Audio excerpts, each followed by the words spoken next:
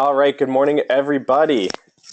Welcome to week 7 of Camp Remax. Thank you so much for joining us this week, and welcome to week 7. My name is Dan Levine, and I'm one of the Remax INTEGRA training specialists. Once again, we're excited to have real estate professionals joining us from over 40 different countries today. It's truly incredible to have so many great people joining us from around the world. I hope you enjoyed last week's session. That was all about tracking your business. And this week we're going to be talking about the sweet side of working with sellers. Before we get started, I just wanted to remind you that you can follow along with us on Twitter with @CampRemax. And you can also log into our Facebook page at facebook.com/CampRemax.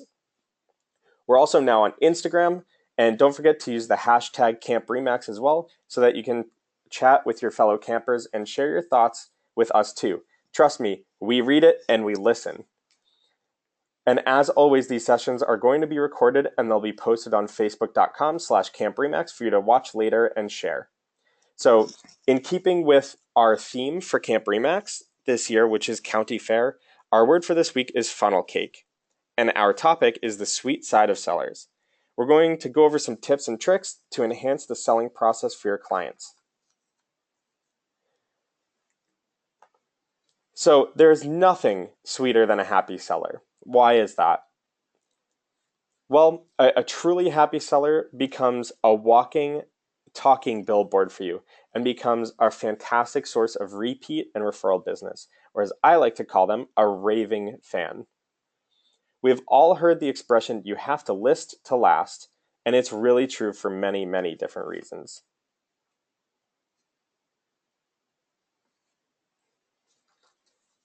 When people mention this, what they are referring to is the idea of concentrating more on your business and more on the listing side rather than working more with buyers.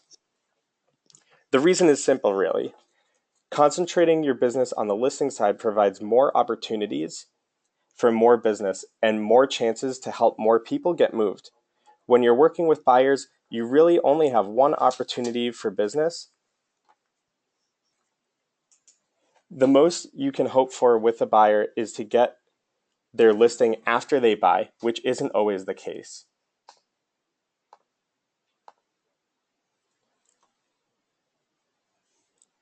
However, with a listing, there are multiple opportunities to generate more business and new leads.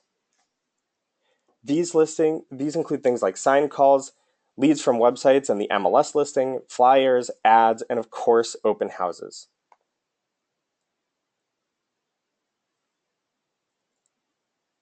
All of these things can turn into buyers who also have homes to sell.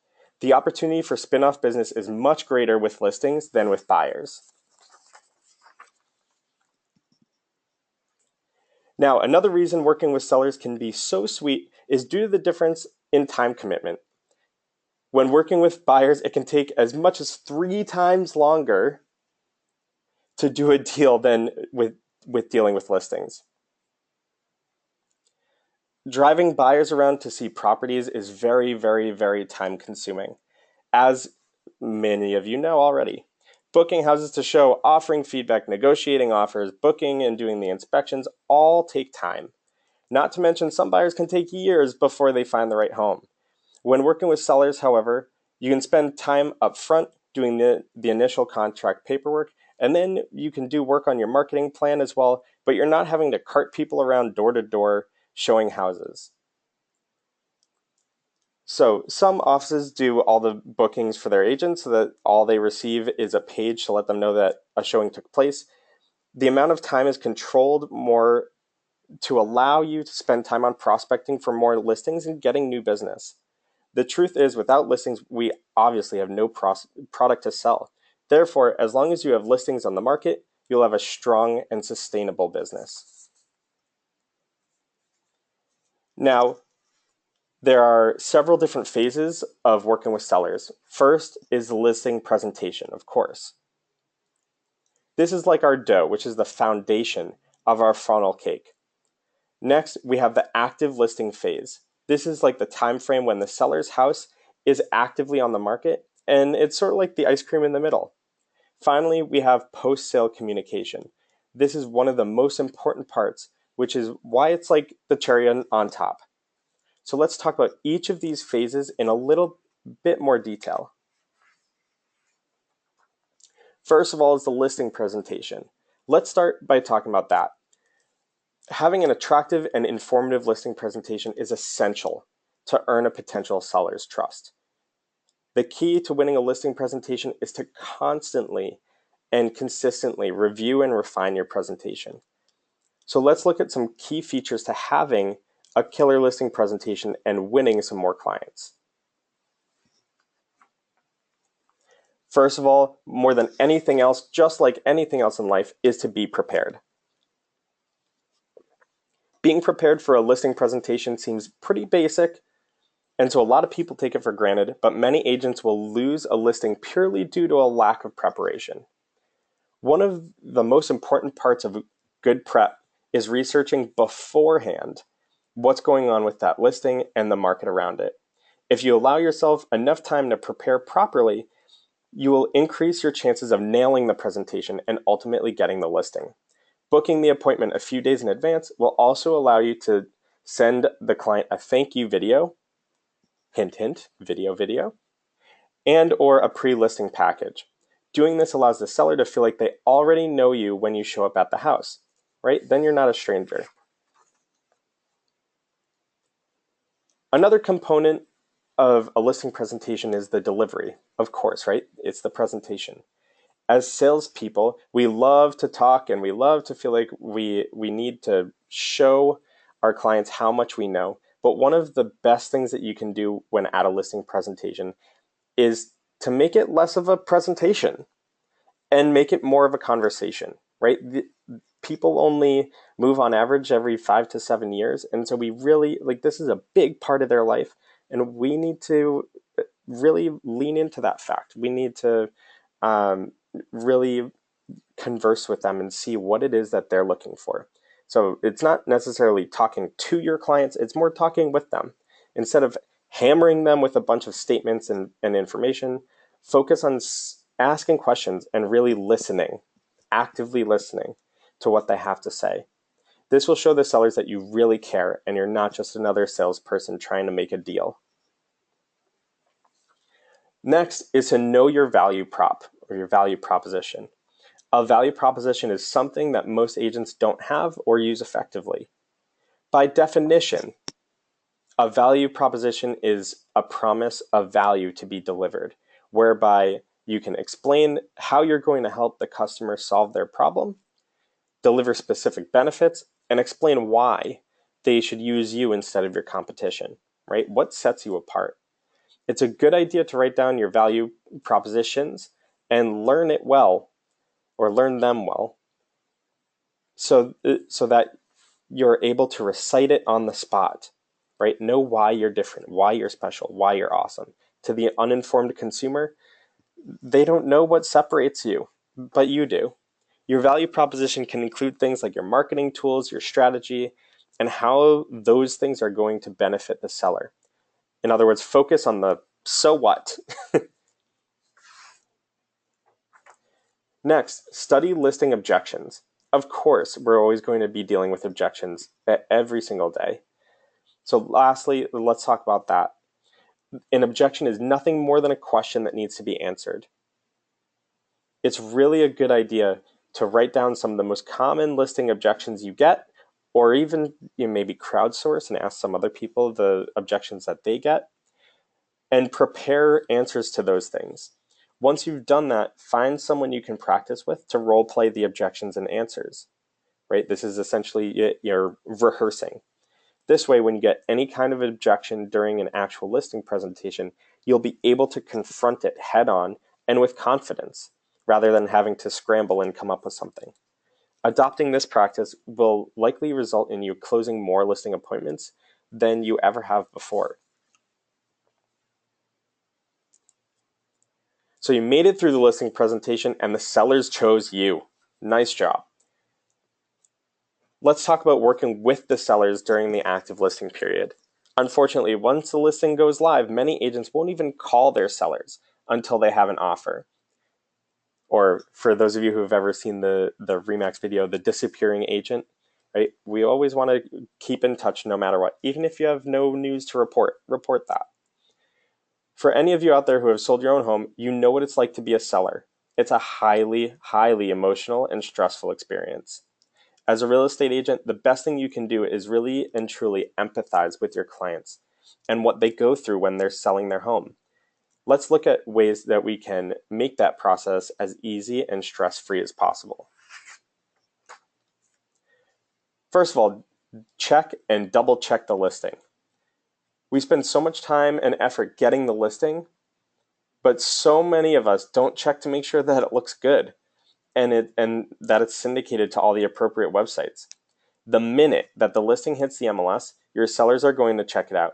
So beat them to it and make sure that you catch and correct any mistakes that you see, especially with the high-end listings.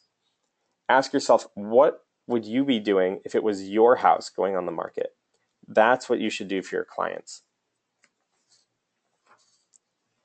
Like I said before, you have to have a high level of communication with these people. Every time your seller has a showing on the house, they're dying to know what the people who went through thought of it. Now, I'm not saying you have to call them after every single showing, but let them know what they can expect from you in terms of daily or weekly communication. You have to give them as much feedback as you can so that they know what's going on and they ask you questions, any questions that they have, right? You're their advisor in this case. This applies to open houses as well. Make a point to call them as soon as you possibly can after the open house to let them know how it went. They'll appreciate your level of dedication if you consistently keep them informed. It's a really, really important part there. Next, know your numbers and stay informed. We talked last week about tracking the key metrics of your business, and it's also a good idea to keep track of any numbers you can report back to your sellers. You can also see how many views your video tour has had on YouTube, if that's where it's hosted. These are the different kinds of things your sellers want to know about, but that most agents don't even check. And in terms of staying informed, much like you would do if it were your house on the market, you should also be monitoring the other listings in the area to know as soon as they sell. Again, sort of know your competition. Now, this is a mind-blowing stat. Over 74%, 74, so 3/4, of home buyers and sellers surveyed indicated that they would use the same realtor for their next transaction, but only 10, 1 out of 10, actually did so. This is due to a lack of follow-up completely. That's a pretty powerful statistic. We spend so much time with our clients throughout the buying and selling process that we almost feel like we've become friends with them. And yet, so often, once the deal closes, you don't speak to those clients again until they're ready to buy or sell. But unfortunately, a lot of times that's too late. A very experienced agent told me one time that he had lost track of a person with whom he's done business a couple times. And one day, a few years after their last transaction, he's doing an open house and the client shows up with another listing agent. And they said, oh, well, I haven't heard from you in a while, or I didn't really know you're still in the business, right? It's a lack of follow-up. That agent told me it was a very, very shocking moment that taught him that he needed to follow up more and work better with really staying in touch with people over the years, because you never know. So let's talk about how we can stay in touch and make sure that those clients call us back when that time comes. This process should start on the closing day. As we said last week, no one is ever really not a lead anymore. Once they close on a house, they're still a lead. You still have to cultivate them. This should really start at the closing. So by the time that the closing date rolls around, it's possible that you maybe haven't seen them in a while or haven't spoken with them in a while. So I'm going to let you know right now about a secret that our very own Valerie Garcia shared with us. The biggest moment of impact is moving day. Most people hate moving day. It's that horrible, terrible day when everything they own is in boxes. By the end of that day, most people are so exhausted and fed up that they would kill for a drink and a pizza. That moment is when you can really shine, right? When people are in the most need. Show up. I know it's after the closing, but show up. Text, send a pizza, be there for them. That moment is the absolute worst. And in the worst times, we always remember the people who were there for us. One of the best ways to make sure that you stay in touch after the move is to use a CRM. So last week we talked about different CRMs and how to track your interactions with different clients. A CRM is not a database. It's more than that. A database is just a list or an Excel spreadsheet of your clients, whereas a CRM, which is a customer relationship management tool, that's what it does. It keeps people, it keeps track of people, keeps track of your interactions, and hopefully makes sure that you reach out and interact with people so that you never lose touch with them. So what you're seeing right now are some good examples of really great CRMs that allow you to stay connected to your clients and communicate with them on a regular basis. Using a CRM will ensure that nobody falls through the cracks. Everyone has the intention to stay connected, right? You always say, "Oh, I'll see you later," but you have to try. You have to, when things get busy, it's very easy to forget touch points and to reach out with people.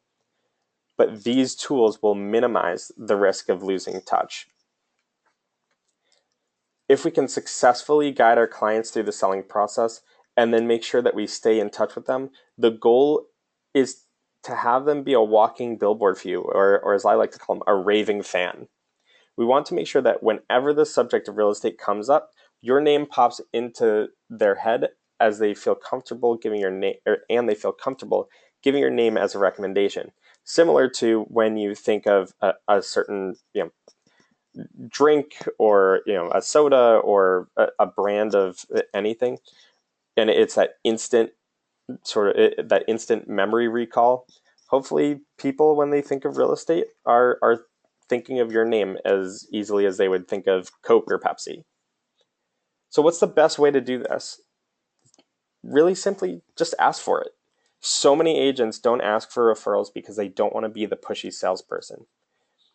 But it's been my experience that in life, if you don't ask, you don't get it.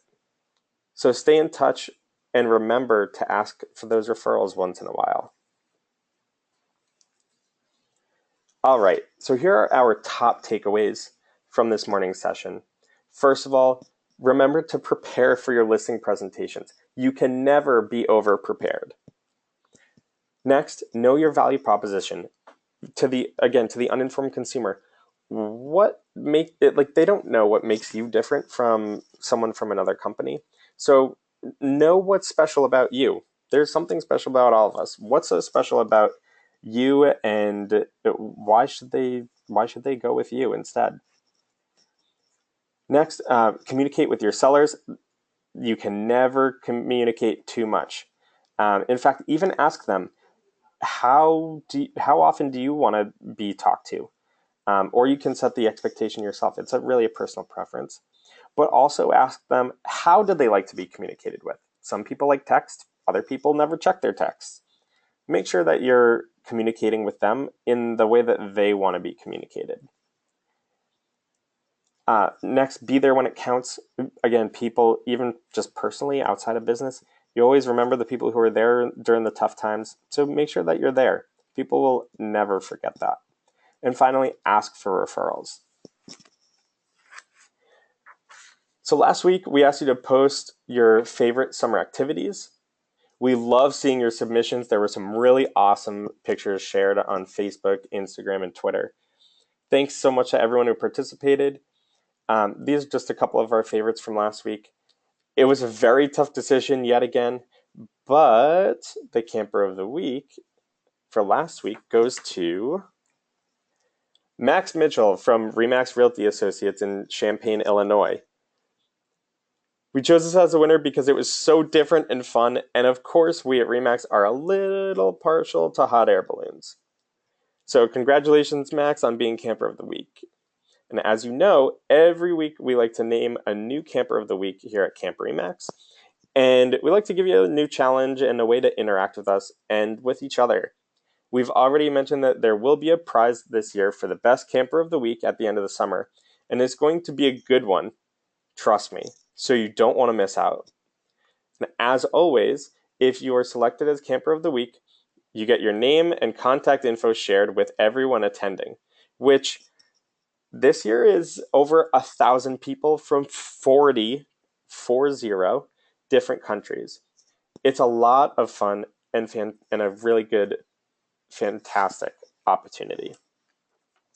So this week, for you to be our Camper of the Week, your challenge is to share a photo with your favorite pastry or funnel cake. Make sure that you use the hashtag CampRemax, whether it's on Facebook or Twitter or Instagram. And if you're posting on Instagram, make sure to also tag us, and that it's Camp Remax. Make sure to tag us in the picture as well. Also, feel free to go on our Facebook page and comment on other people's photos as well. You don't just have to integrate with us and interact with us. Feel free to interact with each other as well. So I hope you all enjoyed this session, and we look forward to seeing you all again next Thursday for the last camp session of the season. The word for next week is bumper cars, and we're going to be talking about some great tips to stay organized in your business and your life. You can never be too organized. It's going to be a great session, and I think you're going to learn a lot. I hope you all have an awesome week, and we look forward to seeing you next time around. Thanks for tuning in.